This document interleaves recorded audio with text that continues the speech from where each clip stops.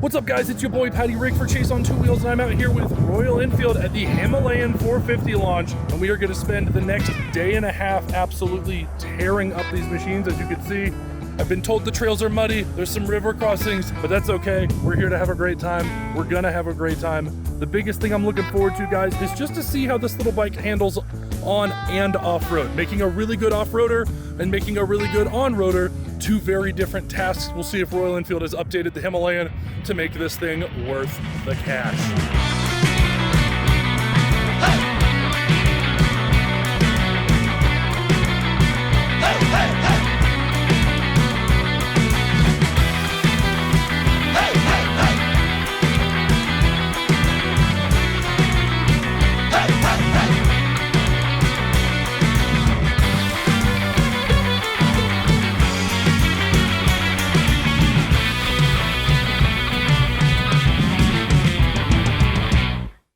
Alrighty, guys, we are pulling out of the lodge here on the Hemi 450 that I keep stalling.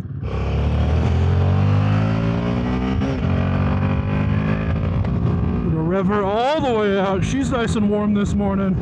At 8,000 RPM redline on a damn single cylinder ADV. What in the world, guys? Holy shit. Alright, we are out here. We just left the lodge. We're on the new Himalayan 450. This is a really cool platform that there's been a lot of news about lately and a lot of hype. Oh, it's got a 6-speed, hell yeah. So, if you guys have been paying attention on the channel, you also know that I was recently in Spain at the launch of the Gorilla 450, which uses the same engine platform. That being said, that engine was designed for this bike, and that design started back in 2016. So, 2016 they started concepting this bike. In 2017, it became more of a reality, and now here we are, say 8 years later, 7-8 years later, with the new version of that very famous Hemi 411, and now with a 450. Now, I'm going to run over a couple of stats for you real quick. Again, it's that Sherpa 450 engine, so 40 horsepower, 40 newton meters of torque, or 30 pound-feet for us Freedom Purple Eagle units. We're looking at 200 millimeters of suspension travel front and rear. We've got an overall height for the suspension of right about 240 millimeters. So it's got plenty of ground clearance, which is fantastic, which is right about 9 inches of ground clearance, which again is a fantastic number. So we've got pretty similar controls to what we found on the Gorilla. We've got the same switch panel here on the left. So you've got your settings button, your high beams, flash to pass, your kind of blinkers and all that fun jazz. And then of course on the right we've got our standard toggle switch for the starter and all that fun stuff. And the mode button, because this bike does in fact have modes. We've got technically 2 different modes. Each of those modes has 2 different ABS functions. So we've got an eco mode and a performance mode for the engine power delivery. And then we have an ABS, like an off-road ABS mode and a standard ABS mode. They did tell us that when you turn to the off-road mode, or basically ABS off, is it eliminates ABS on the rear and it changes the ABS mapping on the front end. So you do still have ABS on the front when you're off-road, but it's got a different map on it. It allows it to play a little more creatively, I'll say, off-road. So excited to experience that later on today. Secondary to that, we've kind of got a lot of really cool parts and accessories that are available for this bike. I got some B-roll of that earlier. We've got hard case luggage options. There are soft luggage options coming in the near future. We've got some taller windscreens. I'm on the Adventure bike right now. So what that is a little bit taller windscreen. I've got a Adventure seat, which kind of has like a gel insert, it feels like, in it, both for the rider and passenger. And then it's got some lower crash protection down below. So there's a couple different models. There's like the base model, there is a middle tier and an upper tier model. And on the upper tier model, these are spoked tubed tires. You can get spoked tubeless in the near future. I want to say Q4 of this year or Q1 of next year. So kind of end of this year, early next year, we'll be able to get a bunch of different accessories as well as the tubeless wheels. Super stoked about that for the folks that don't want to hassle with tubes. If you're going to be out and about riding, and you're mainly riding pavement, you can just run a plug kit or whatever. You can always do that. Or if you're like myself, you always bring, even though I'm tubeless on the Super T, I've always got a plug kit and I've always got a tube, because you never know. You make sure you want to have every possibility covered.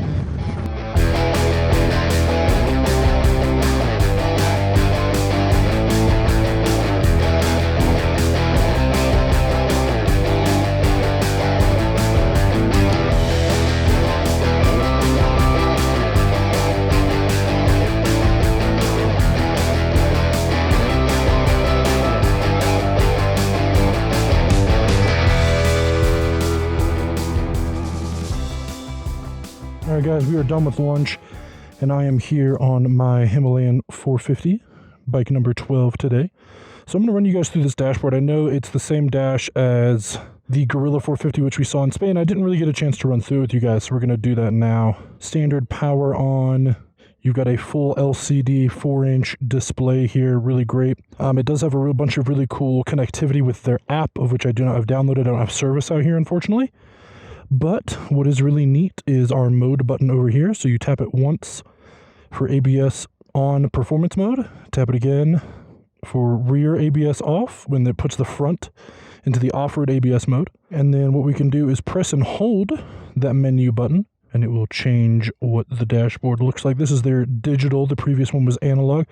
So that's your RPMs, and then you can scroll through this menu here with my little joystick over here, and it's going to show you all sorts of trip information, fuel range, your active fuel consumption, the voltage, of course, that the bike is producing, and then when your next service is due, and then your engine temp, which we've been here eating for a little while, so able to get the bike nice and cooled down. It is getting chilly outside. Rain is incoming. You can see here we got about 64 degrees. This is a cool screen. I tend to leave it blank, to be honest, just so like if I have this screen, I'd want to pay attention to my speed and that, which is probably why I prefer the other screen. So we press and hold the menu button again, we go back to the screen, and we can get all that same information down here on the bottom, which is great. A little less detail on some of the things, but it is all still there, which is great. But again, I will leave that blank. This is how I like it. Now we do have this nifty little joystick here. It's a little finicky because there's like some press and hold things that you can do that will do different things on the menu. And it's like cool, but when you're riding, if you want to mess with the menu, it's a little bit of a pain in the butt. So I do recommend you kind of are sitting here. We've got our standard left turn signal, right turn signal, your hazards, of course. You've got brake, clutch, obviously, cable clutch, pretty simple. And then we've got like a menu button over here as well. That menu button is mainly for once you have the phone connected, you can go through all those connectivity screens. So something really great is the super adjustable mirror. So not only do you have the adjustment up here, you have the adjustment down here with the Allen key to move that way. Same on this side, obviously. And then we have a USB-C plug right here for charging your phone or whatever you need to do. We're clapping for the lunch people because they're very sweet. But we are going to continue on. We got about another 30-ish miles of this road, and if it gets too rainy, it is going to get very, very slick. So we're going to try to get out of here swiftly. So I will catch up with you guys in a little while.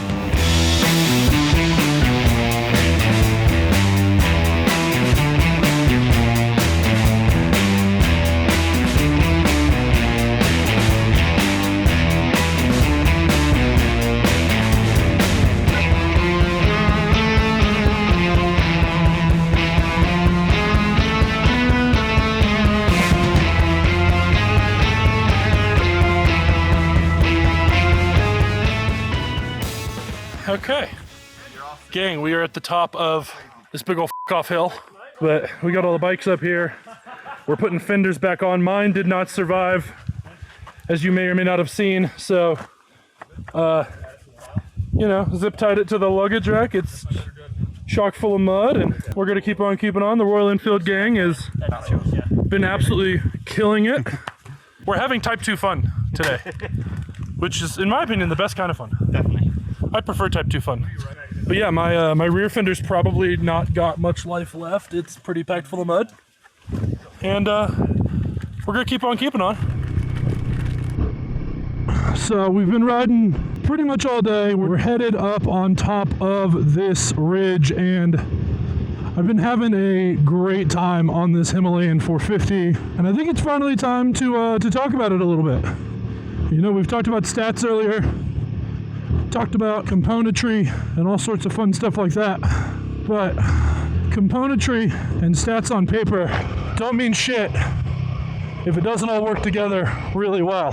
I'll tell you one thing I've learned from the past couple of Royal Enfield events that I have been on is that these bikes are built, manufactured, designed by really, really passionate people, and the benefit of that is that they will make sure that a bike actually works exactly how they want it to. So, at the Gorilla 450 launch, I learned about this Sherpa 450 engine and learned that it is a fantastic little single cylinder, 40 horsepower, 40 newton meters of torque, revs of friggin' 8,000 RPM, which is hilarious, and has both great low-end torque for when you're just tractoring this bike, lugging it around town, or you know, in a parking lot or through a water crossing or whatever you're doing.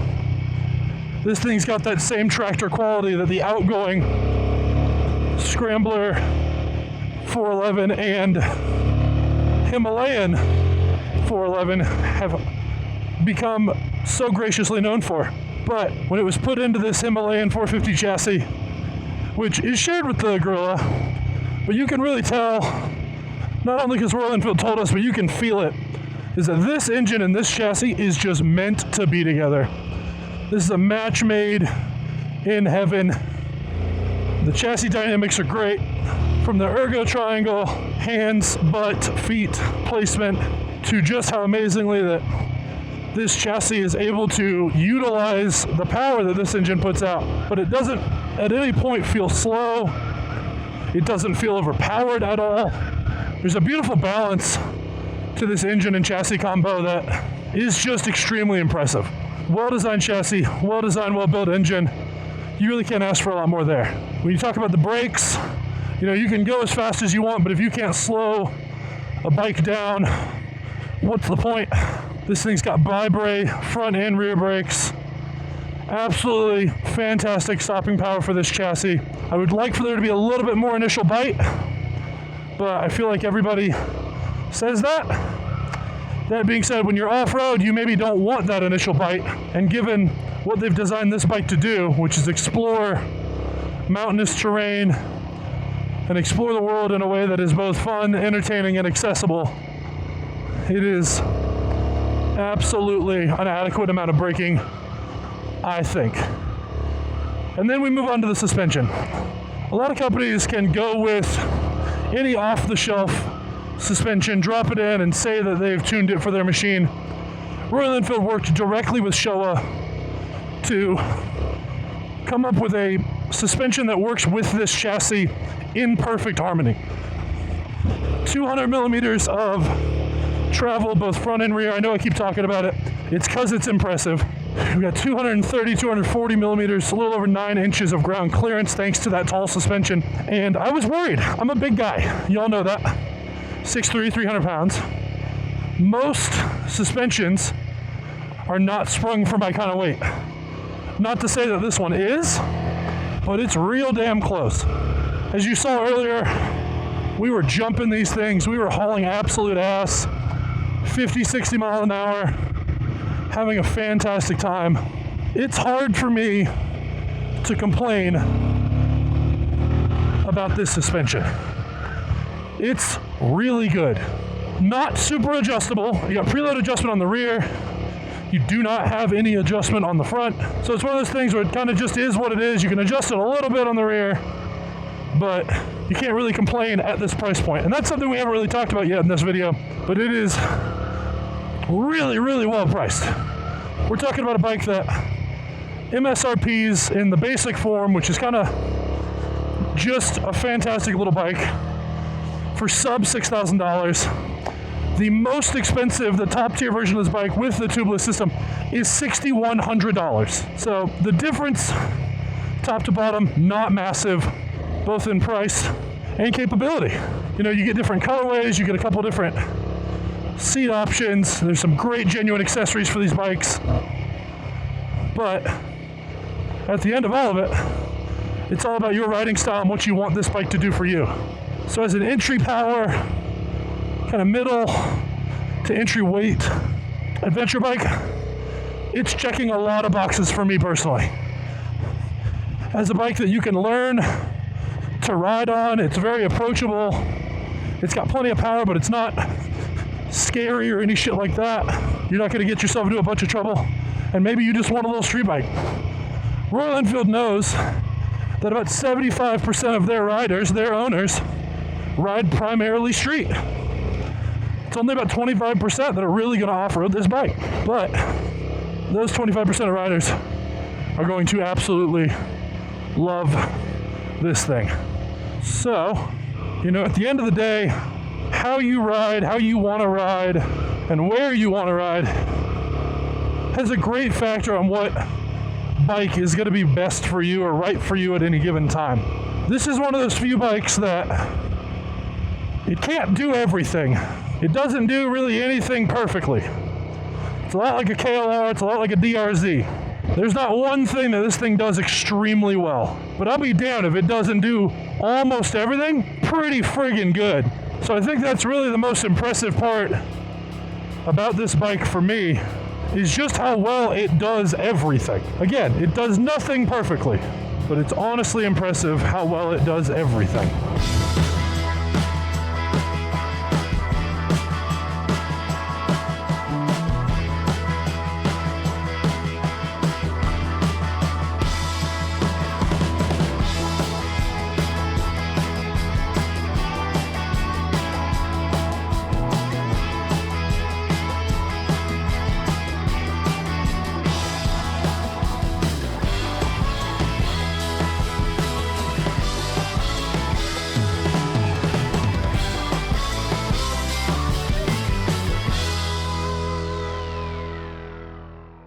All right, guys, it is the end of the day here on the Royal Enfield Himalayan 450. And if you haven't seen, between dumping the bike and fighting mud and water crossings and jumps, I'm, what's the term, exhausted. But that's A-okay. This has been an absolute blast of a bike. So let's go over a couple things as we wrap this video up.